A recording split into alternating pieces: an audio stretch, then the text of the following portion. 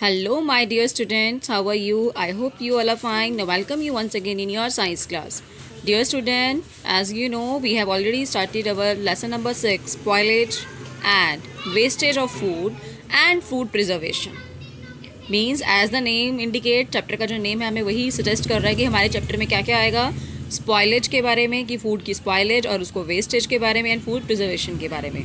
In previous videos we have already discussed about the spoilage of food कि spoilage of food कैसे होती है ना, कॉजेज़ क्या क्या होते हैं इसके, एंड प्रिजर्वेशन कि हमने कुछ टॉपिक स्टार्ट कर दिए थे. So let us continue our today's topic.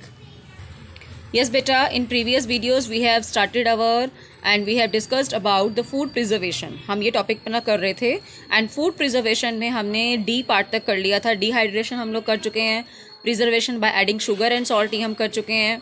Bye adding acetic acid we have already discussed and canning and bottling. So we will start from pasteurization. Our next topic is pasteurization. Yes बेटा, सो पहला जो हमारा topic है pasteurisation, इसमें हम क्या करते हैं, कहते हैं इट इज़ द प्रोसेस. ये एक ऐसा प्रोसेस है जिसमें हम फूड प्रोडक्ट को क्या करते हैं, बहुत ज़्यादा हाई प्रेशर पे हीट करते हैं. Is subjected to pressurised heating. बहुत ज़्यादा हाई प्रेशर पे पहले हीट करेंगे कुछ टाइम के लिए और इमीडिएटली फिर उसको कूल कर देंगे. क्लियर हो गया कि हम उसको पहले क्या करेंगे, हाई प्रेशर पे उसको हीट करेंगे एंड इमीडिएटली फिर उसको कूल कर देते हैं. तो इस प्रोसेस को हम बोलते हैं पास्चराइजेशन. और ये मेथड मेनली हम किस लिए यूज़ करते हैं बेटा, आपके मिल्क के लिए.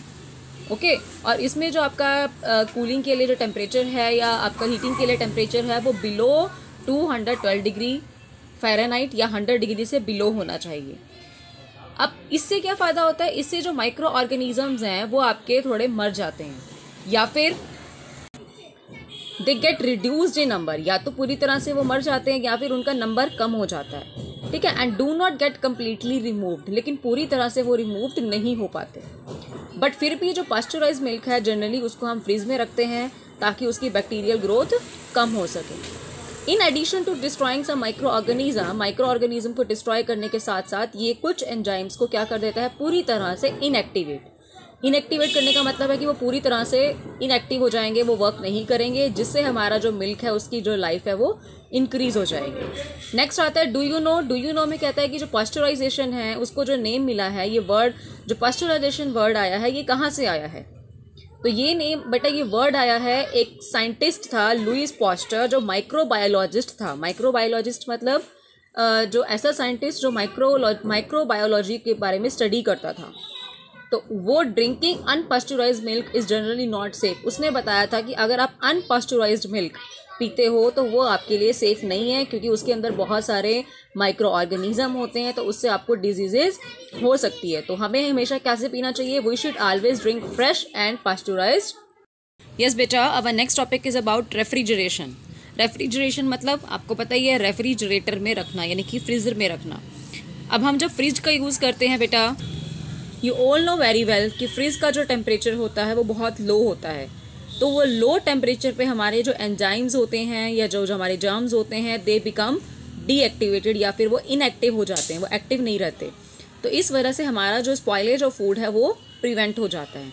आप समर सीजन में देखते हो बाहर कितना हॉट टेम्परेचर होता है, तो हम अपना जो मिल्क है उसको ठंडा करके हम फ्रिज में रख देते हैं तो वो सेफ़ रहता है. अगर आप उसको बाहर छोड़ दो तो वो ख़राब हो जाता है. कर्ड है, अगर आपने बाहर छोड़ दी है ना, बाहर आपकी किचन में शेल्फ पे रहेगी तो वो खट्टी हो जाती है. बट वही अगर आपने कर्ड को फ्रीज़र में रख दिया, रेफ्रिजरेट कर दिया, तो उसका जो लाइफ है वो इंक्रीज़ हो जाता है. तो why, because at low temperature पे जो हमारे एंजाइम्स हैं वो इनएक्टिवेट हो जाते हैं. इनएक्टिवेट मतलब थोड़ा कम सक्रिय रहते हैं, वो थोड़ा कम वर्क करते हैं. ठीक है. सेकेंड पॉइंट आता है वैक्यूम पैकिंग. अब ये वैक्यूम पैकिंग मतलब वैक्यूम क्रिएट करना. वैक्यूम क्लीनर सुना आपने, है ना. तो वैक्यूम का मतलब होता है कि एयर को बिल्कुल रिमूव कर देना. आपके जो पैकेट्स हैं, I am showing you, look at here. अब ये जो पैकेट्स हैं, अब आपको लग रहा होगा कि इनके अंदर एयर भरी हुई है, हवा भरी हुई है ना. हम लोकल लैंग्वेज में क्या कहते हैं कि बेटा इनके अंदर क्या है, हवा है. बट इन एक्चुअल बेटा इसके अंदर एयर नहीं होती. इन पैकेट्स को सील करने से पहले क्या किया जाता है, इसमें से टोटली जितनी भी ऑक्सीजन है उसको रिमूव कर दिया जाता है थ्रू वैक्यूम. एंड फिर इसके अंदर क्या फिल किया जाता है, इसके अंदर हम ऐड कर देते हैं नाइट्रोजन गैस. अंडरस्टूड बेटा, आई एम टेलिंग यू। अब आप छोटे बच्चे हो, आप लोग सोचते हो कि इसके अंदर एयर भरी हुई है, हवा भरी हुई है, बट ये जो आपको एयर लग रही है एक्चुअल में वो ऑक्सीजन नहीं है, वो एयर नहीं है। What is this? It is the nitrogen gas. और ये नाइट्रोजन गैस किस लिए होती है? ताकि इसके अंदर जो भी पैकेट के अंदर जो भी आपका मटेरियल है, सो बेटा इसके अंदर हम क्या करते हैं, पूरी ऑक्सीजन को रिमूव करके, है ना, तो उसको हम सील कर देते हैं उसके अंदर नाइट्रोजन गैस को फिल करके। क्योंकि वैक्यूम क्रिएट करने से क्या होता है, सारी रिड्यूस ऑक्सीजन खत्म होगी, ऑक्सीजन रिड्यूस होगी, तो जो नाइट्रोजन गैस आपने फिल करी है वो बैक्टीरिया, फंगस या जो भी माइक्रो ऑर्गेनिजम्स हैं उनकी ग्रोथ को क्या कर देगी, लिमिटेड कर देगी। और इससे आपके जो पैकेट के अंदर जो भी मटेरियल है, जो भी फूड आइटम है, वो थोड़े लंबे टाइम तक क्या रहेगा, सेफ रहेगा, ठीक है, वो ख़राब नहीं रहेगा। तो इसके बाद डू यू नो में कहता है food containing fat and oil, जो फूड स्टफ, वो वाले फूड जो थोड़े इसमें ऑयल होता है या फैट होता है, उनका स्मेल, उनका टेस्ट चेंज हो जाता है। अब थोड़े टाइम के बाद, जैसे आपकी नमकीन है या मट्ठियाँ वगैरह हैं, अगर आप देखती हो कि काफ़ी लंबे टाइम तक अगर वो आपके स्टोर करके रखी हुई हैं तो वो उनका टेस्ट चेंज हो जाता है, ऑयलीनेस की स्मेल आने लग जाती है। तो इसका मतलब क्यों? क्योंकि वो रेंसिड हो गई हैं, क्योंकि वो ऑक्सीजन की प्रेजेंस में वो क्या हो गई हैं, ख़राब हो जाती है।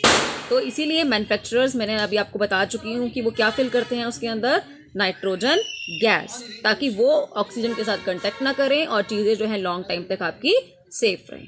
Clear my dear kids? So ये हमने पढ़ लिया फूड प्रिजर्वेशन के बारे में। अब नेक्स्ट क्वेश्चन आता है कि फूड को प्रिजर्व करना क्यों इंपॉर्टेंट है। हमने पढ़ा कि स्पॉइलेज, फूड क्या, फूड की वेस्टेज पढ़ी, फूड क्यों स्पॉइल होता है ये पढ़ लिया, फूड को प्रिजर्व कैसे करना है। अब फूड को प्रिजर्व क्यों करें, क्या रीज़न है कि फूड को प्रिजर्व करना चाहिए, ठीक है। तो इसके लिए पढ़ते हैं number 1 point, it helps to maintain the nutritive value of food. अगर आप फूड को प्रॉपर ढंग से प्रिजर्व करोगे तो उसकी जो न्यूट्रिशनल वैल्यू है वो बनी रहेगी। नंबर 2, इससे क्या होगा, आपका जो फूड आइटम्स है वो लॉन्ग टाइम तक आप उसको सेफ रख सकते हो। नंबर 3, आपका फूड प्रिजर्वेशन के मेथड से आपको, जैसे मैंने बताया था कि कुछ आजकल जो फूड आइटम्स हैं वो आप जो विंटर की हैं वो आप समर में भी अवेलेबल हो सकती हैं, समर वाली आपको विंटर में भी अवेलेबल हो सकती हैं। यानी कि कोई भी चीज़ आपको थ्रू आउट द ईयर मिल सकती है bye the help of food preservation. It decrease the wastage of food by preventing decay और स्पॉइलेज ऑफ फूड। इससे क्या होगा, आपका जो ख़राब होना है, स्पॉइलेज है फूड की, वो कम हो जाएगी। एंड वैरायटी ऑफ डाइट आपको मिलेगी, है ना। During in summer some countries some fruits and vegetables can not be easily grown due to the unfavourable soil और वेदर कंडीशंस।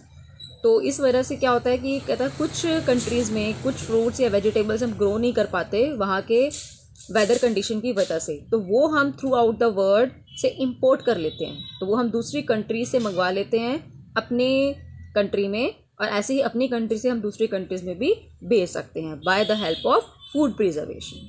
क्लियर बेटा? Now our last topic is about wastage of food.